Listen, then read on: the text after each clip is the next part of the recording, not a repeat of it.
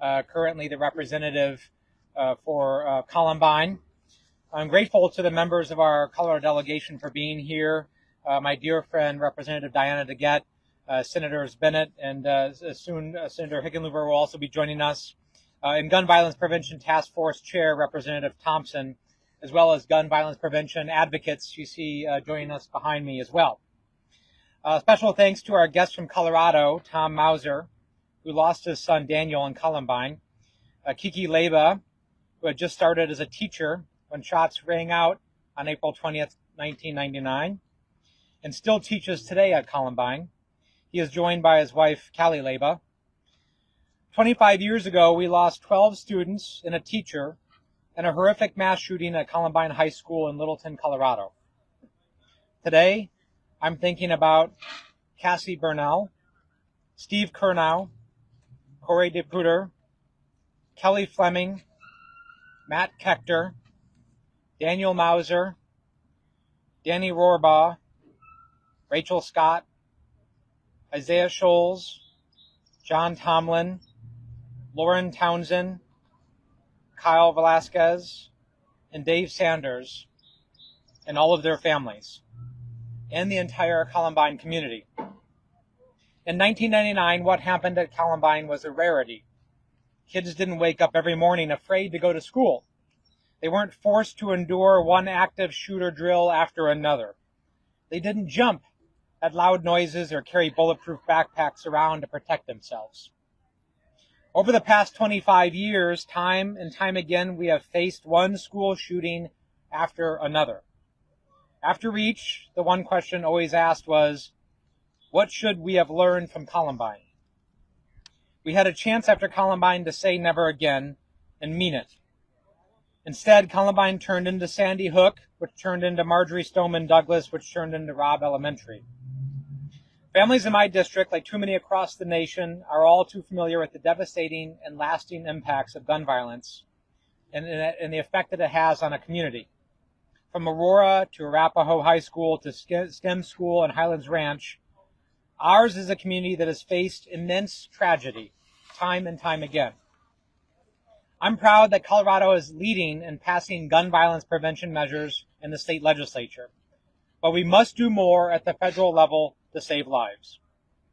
Despite what we know, that common sense measures like assault weapons ban, universal background checks, and red flag laws save lives, Congress has failed to make any significant changes. Nearly 25 years after the Columbine shooters obtained their firearms through the gun show loophole, the Biden administration announced just last week its plans to effectively close that loophole. I applaud this effort, but we can't wait another 25 years after tragedy to make life-saving changes. 25 years after Columbine and gun violence, 25 years after Columbine, gun violence is the leading cause of death for children and teens everywhere in America. I stand here today, surrounded by leaders, colleagues, advocates, and members of the gun violence prevention movement who have dedicated their lives for fighting for change at the local, state, and federal levels. In the face of continuous tragedy, they continue fighting, just as I promised to continue doing in Congress. The fight against gun violence will take us all. Thank you, and now I'm honored to turn over to my dear friend and advocate for gun violence prevention, Representative Diana DeGette.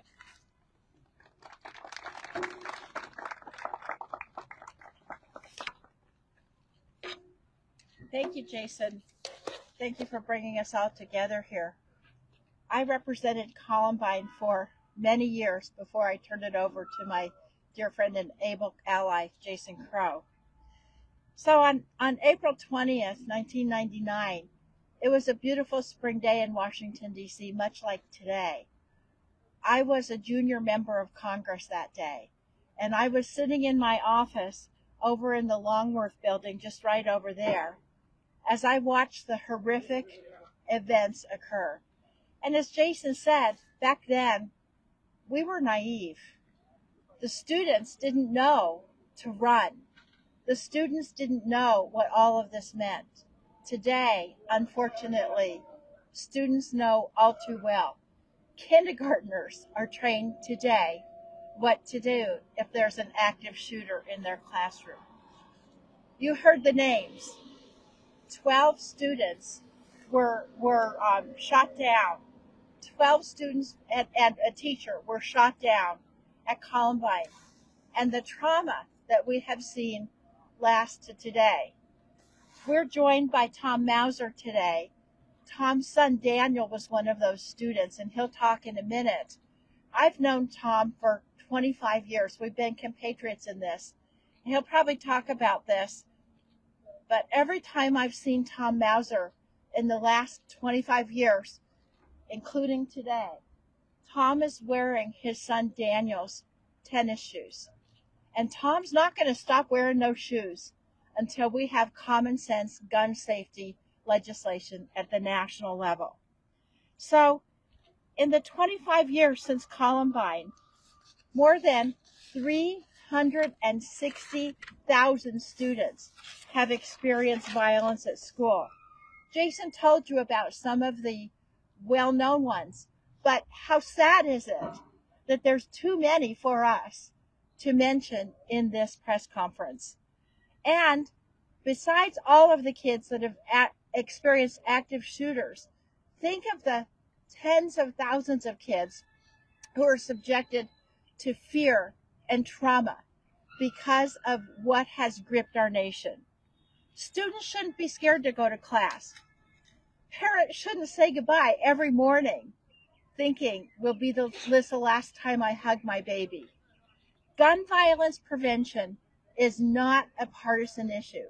It affects every family in this country, and it's time now for us to act at a national level. But I have hope. I have hope that we can do something. When I was in the Colorado legislature back in the 1990s, there was no way you could pass any piece of legislation for fear of the gun lobby. Today, this week, in the Colorado House of Representatives, they will pass an assault weapons ban. I'm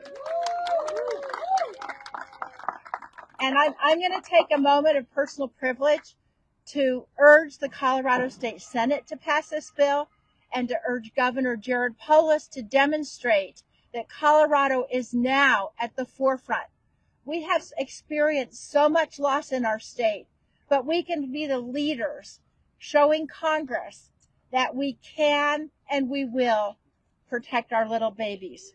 And so I want to thank all of the advocates who are here today.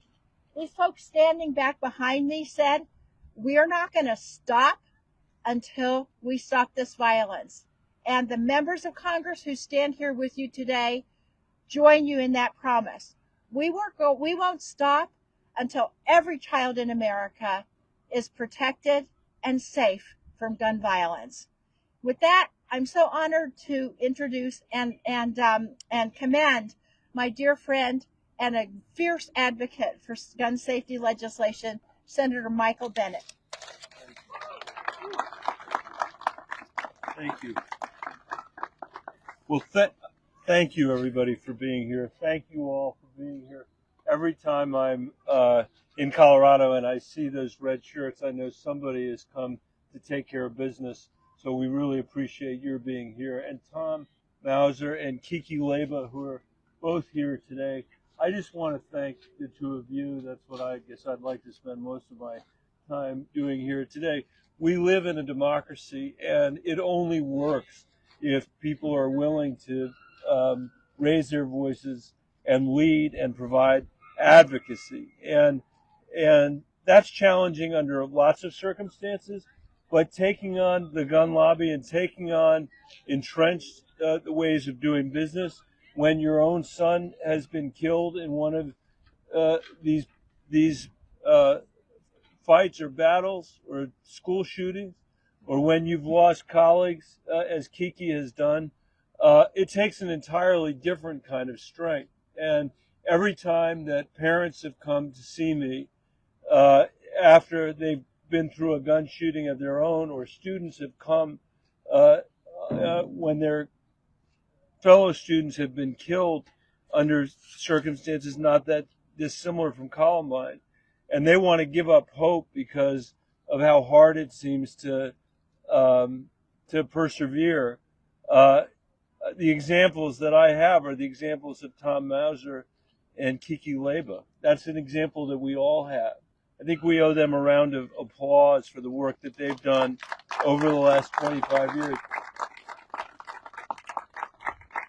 And I know that there's not a student that at Columbine High School that was either killed that day or survived that day who could believe that 25 years later, as we stand here today, the leading cause of death of children in America is gun violence.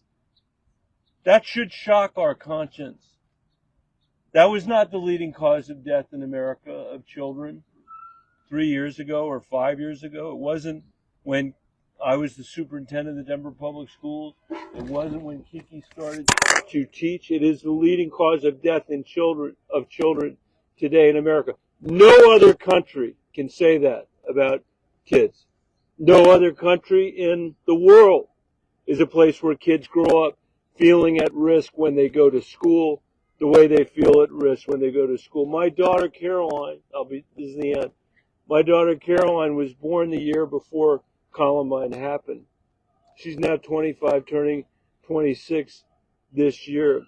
And she and her siblings, kids that I used to work for in Denver, the kids all over our country and in Colorado, have grown up in the shadow of gun violence because we haven't done anything material about it as a nation. We've led the way in Colorado, as Jason said, and as Diana said.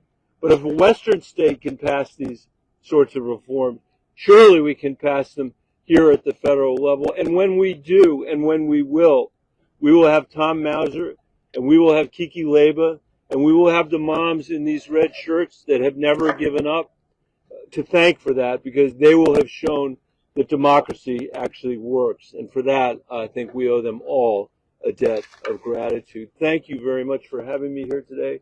I think it's now my honor to present John Hickenlooper, the former governor of Colorado and one of the very first Western governors to sign significant gun reform legislation. John Hickenlooper.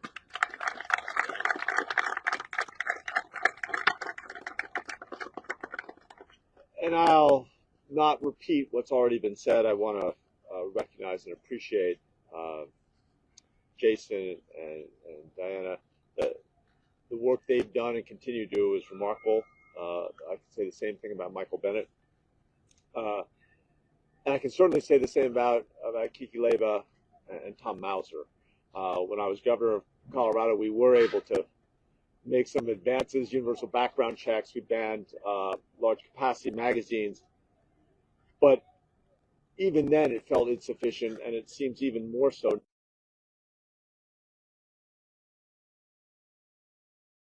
That kids are enduring is unacceptable on every level. We know that. We knew it back then. We have to recognize that every great advancement of progress of civil rights, where we're fighting against established constituencies and forces of interest, every advancement is based on the failures that have come before and the ashes that from previous commitments. So what's happened in the last 25 years is not insignificant. It's immense, because we are building up that resolve to finally take action at a national level that will address in a significant way the problem we're talking about. You step back and look, 25 years ago, we didn't have social media putting so much pressure on our kids. The pressure they're seeing now is coming at a time when there are so many more vehicles of communication and media that in many cases make kids feel that their future isn't something that they can hope for or look forward to or believe in, and drives them to all sorts of issues around mental health. This is all tied together, and I hope that we can continue to push as hard as we have been, and to make sure that we find fresh ways to describe what needs to be done. I mean, I had a writing teacher in college who talked about how everything has been said, and everything's been said, but it hasn't been said superbly, and even if it had, it has to be said freshly. We're at that point now where we have to find fresh ways to say this again and again, and I know that's what so many of the people here have done and continue to do, is to make sure that that effort continues and grows. So I will turn it over. Who am I introducing? I will introduce Representative Mike Thompson, who's the chair of the which committee? Gun Violence Prevention Task Force. The Gun Violence Prevention Task Force. Sorry. No worries. Thank you. Yeah, I'm the chair of the Gun Violence Prevention Task Force, and it's an honor for me to be here on this anniversary. April 20th, 1999, 13 people were killed for going to school. 13 kids, or 12 kids and one teacher left their home and didn't come home. Kids should be safe at school. Kids should be safe at the movies. Kids should be safe at the mall. Kids should be safe everywhere. But at schools, it's just a tragedy that today parents look at their kids when they leave to go to school and get a mental picture of them in case they have to identify them because of a school shooting. It's a sad, sad situation. As the chair of the Gun Violence Prevention Task Force, our task force has been working on gun violence prevention issues for over a decade now. And some of us have been working on these things even longer than that. And I'd be remiss if I didn't call out Diana DeGette, someone who is just a leading force on that task force, and someone who's been working on it for longer than the task force existed or has existed. And she's just been fantastic. And everybody here today, the senators, the House members, the outside groups, everybody here is committed to bringing about the change that has been so elusive. There's a lot we need to do, but I think it's important to point out that after another school shooting, a more recent one, Robb Elementary in Uvalde, Texas, Congress stepped up and we passed the Bipartisan Safer Communities Act, a bill that did a lot of good things, provided money for security and mental health, for red flag laws, for community violence intervention, increased background checks for people under 20 who buy firearms, closed the boyfriend loophole, something that we've been trying to close forever, and put in new regulations to crack down on straw purchasing and gun trafficking. And it was because of that law that we passed bipartisan community safety bill, passed with a bipartisan vote, that the Biden administration was able to increase regulations requiring more background checks. And that's particularly important today because the people who did the killing at Columbine 25 years ago, they circumvented the background check laws by purchasing firearms from an unlicensed seller and avoided getting a background check. Background checks save lives. And the Biden administration knows that. And because of the work that we did, they were able to expand background checks to catch more individuals to ensure that they're not a danger to themselves or to others before they get a firearm. So that's significant. And we haven't stopped working on this 1 minute. But it's important to point out that we have a lot more work to do. As someone has already said, guns are the #1 cause of death for kids and teenagers today. Guns. That's just unacceptable. So we've got a lot more to do, and I know that everybody here today is on board with making sure we get it done. And I want to thank them again. And now it's my great honor to introduce Tom Mauser, who was Daniel's father, someone who's taken an absolute horrendous tragedy and turned that around to focus his attention on making sure it doesn't happen to other kids. Tom?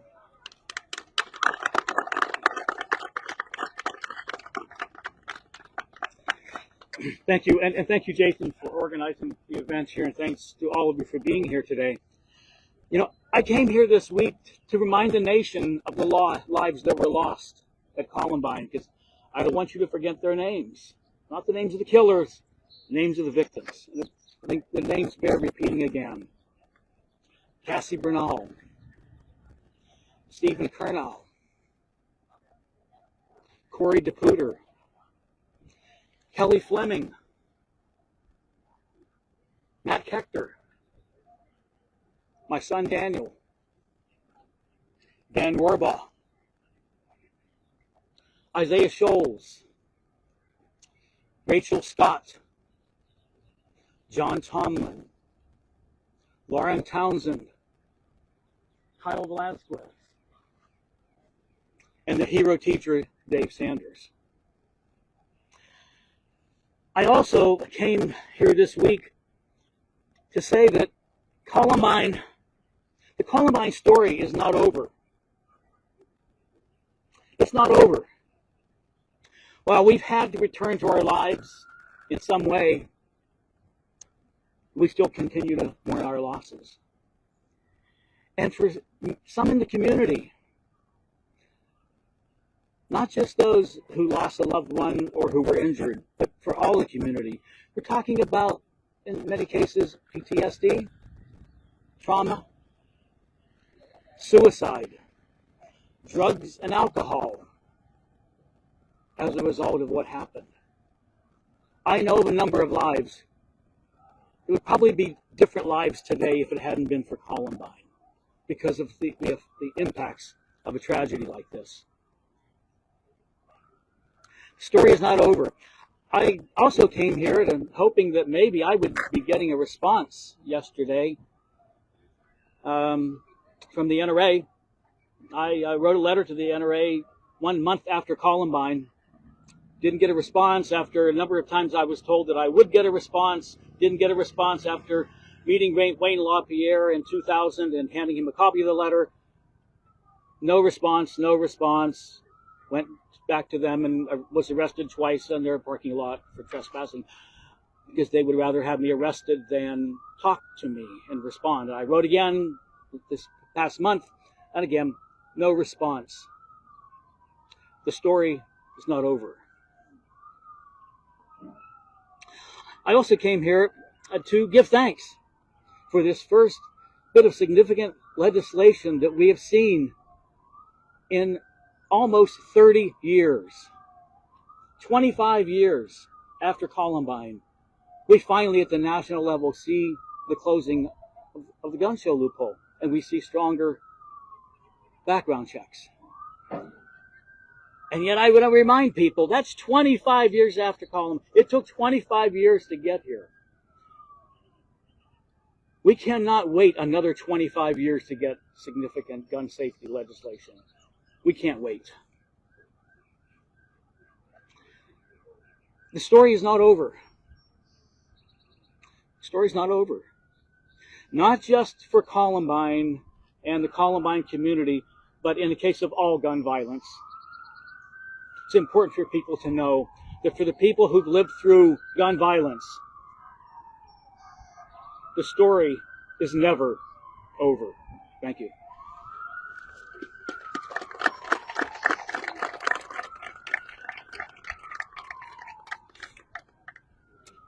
Good afternoon. My name is Kiki Leva, teacher at Columbine High School, still teaching there. I'd like to, first of all, acknowledge the anniversary of the Virginia Tech shooting. In 25 years,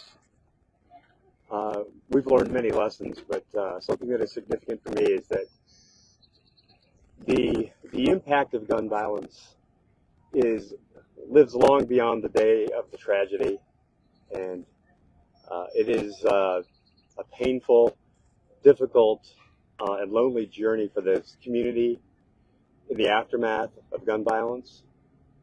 It will come into a community. It is uninvited and unwanted. but trauma will come into these communities and it will take up residence there for decades. The impact of gun violence is far beyond what most people would imagine when they think about these tragedies. The way that it can linger not only in a community but also within families, within the mental health of victims, survivors, and the support systems around those people. I'd like to think that as a teacher at Columbine, our staff, that we teach our students to rise above, to have hope, and to not be remembered as simply that tragedy. And we're not a verb. On this Saturday, April 20th, there'll be probably around 2,000 students and staff out as part of our day of service, which we now do every April 20th to commemorate the anniversary and to honor those that we lost. And that's just one way that I think we find hope in this, is that instead of having a day of sadness and an anniversary, we go out and do work. And that's what we're here to do today, is to do the work that it takes to make this change happen. And I believe it will happen. I believe in the young generation coming up and the young voters, that they're tired of this, and they're gonna show it with their votes, and they'll make a difference. Thank you. You want to introduce Rachel? Rachel Hill. Thank you. Good afternoon, everyone. My name is Rachel Hill, and I am 22 years old. Yet the only two communities I have ever lived in have been impacted by gun violence. I grew up in Littleton, Colorado, where I'm a proud alum of Columbine High School. When I was at Columbine, even though the tragedy had happened more than 20 years ago, the effects of that day in '99 were still felt every day. I felt it especially when, on the week of the 20th anniversary, in which we held events to commemorate the lives lost and to celebrate the progress we've made, someone flew from Florida, bought a gun legally, and sent more than 20 schools into lockdown by threatening to shoot their students. That's a day that I'll remember from high school. And that wasn't the only threat by any means that we experienced. Lockdowns are far too common for our students. We can't live in fear, and our students are experiencing trauma every day from the lingering effects of gun violence. When I graduated from Columbine, I attended CU Boulder. When I was a sophomore there, I stood in the parking lot of a King Soopers while an active shooter murdered 10 of my neighbors only yards away from me. We shouldn't have to fear going to school, going to the grocery store, going to movie theaters. That's the reality we live in. The fact that I was only 20 years old at the time, and yet my two communities that I lived in had both experienced mass shootings, is unacceptable. CDC data shows that the United States, and Colorado especially, experiences unacceptable levels of gun violence. And it's sad to stand here and know that in the 25 years since Columbine, there has been little to no federal action. I commend the actions recently, such as the Bipartisan Safer Communities Act or closing the gun show loophole, but that is not enough. Gun violence is preventable, and we have to take action. I speak for all of my peers when I say that we can have an education system that isn't traumatizing. We can live in a world in which we don't have to fear going out into public, going to the grocery store, going to the movie theater, but that's the world we live in. I call on Congress to take action federally and to fix the gun violence issue that we have in this country, because we're all affected, and students especially and young people don't deserve to live in fear. Thank you.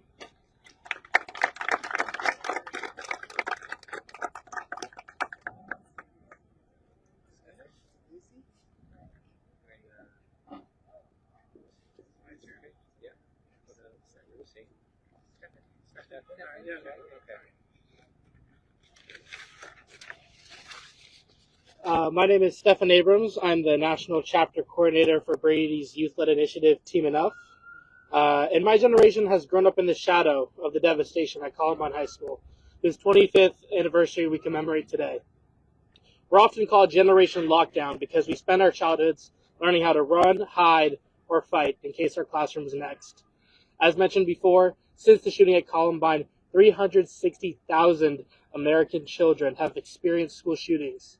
25 years ago, enough should have been enough. School shootings and threats have become intertwined with the experience of going to school in America, and communities across this country continue to grieve and work through a far too common experience. 25 years ago, the leading cause of death for children in America was car crashes. Now today, it's guns. 23 children and teens are shot every single day in this country. As a college student, activist, and the son of an educator, I know the solution to this epidemic is not arming teachers or turning our schools into fortresses instead of places of learning.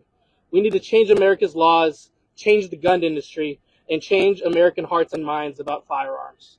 Team Enough is leading a youth movement to do just that. Just last month, Team Enough students in Colorado, many of whom have felt the ripple effects of the Columbine shooting firsthand, testified before a House committee calling for 13 types of assault weapons to be banned. Last year, we helped bring a package of gun violence prevention bills to the governor's desk that included new age restrictions on firearms, mandatory waiting periods, and a repeal of harmful gun industry immunity laws. I work to support these students who are spending any spare moment out of the classroom to make sure their schools are safer for their generation and generations to come. Team Enough has courageously stood up against the gun industry, and thanks to young people and survivors like Tom Mauser, the NRA is on the ropes, and more Americans are learning about how the gun industry values profits over human lives.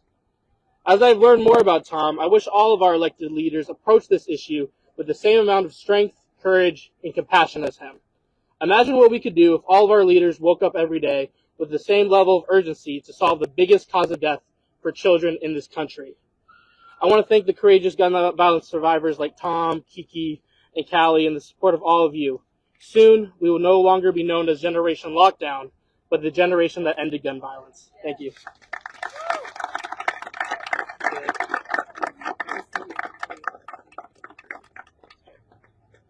Hello, everybody. Good afternoon. I want to first just start by thanking Representative Crow and all the leaders behind us, from Representative DeGette, Senator Hickenlooper, Representative Thompson, Tom and Kiki, and all the groups that are here with us today. My name is Angela Farrell-Zabala, and I am the Executive Director of Moms Demand Action. Together with Students Demand Action and Every Town for Gun Safety, we're the largest grassroots gun violence prevention organization in America. This week, 25 years ago, the Columbine High School massacre in Columbine, Colorado, shook our country to its core. At that time, a nightmare like this was almost unthinkable. It was the deadliest school shooting in American history until the Virginia Tech shooting, which occurred 17 years ago today, when 33 lives were stolen and another community was left with immeasurable trauma that continues to ripple today. I work in this movement each and every day, and even I have to remind myself not to get numb to just how horrific gun violence in our country is. Because the names of towns and schools shouldn't be synonymous with shootings. This is not normal, this is not acceptable, and this is a uniquely American preventable crisis. We know you can support common sense gun safety laws while also supporting the Second Amendment and responsible gun ownership. In fact, many folks who are doing some of the most important work in our movement are gun owners themselves. But when you combine weak gun laws with an unchecked firearm industry that wants a guns everywhere culture, the lawmakers who refuse to act are encouraging tragedy to occur. Gun violence comes in many forms, but the mass shootings like the one that unfolded in Virginia Tech 17 years ago have specifically been made deadlier because of assault weapons. Assault weapons are designed for one purpose and one purpose only, to kill as many people as possible as quickly as possible. These are weapons of war that have no place in our neighborhoods, and it's past time for us to ban them once and for all.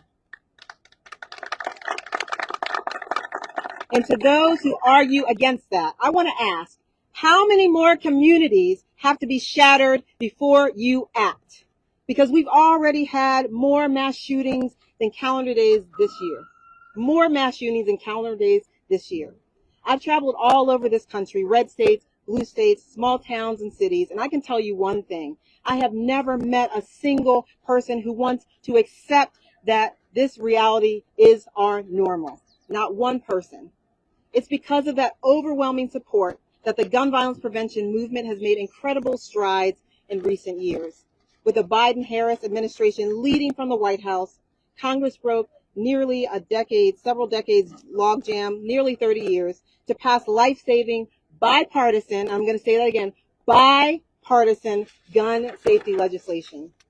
Plus, we have strong gun sense champions in the House, in the Senate, like those standing right behind me today, who are committed to fighting for their constituents' safety. But there's so much more work to be done. We need bold action at the federal level to enact data-driven, common sense gun laws that have proven to save lives, and we need it now. Our movement is getting stronger every single day, and we aren't backing down, as you can see, anytime soon. Thank you so much.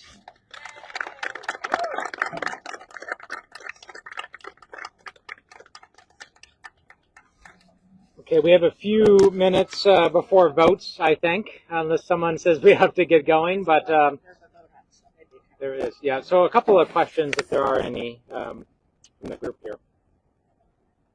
Anyone have questions?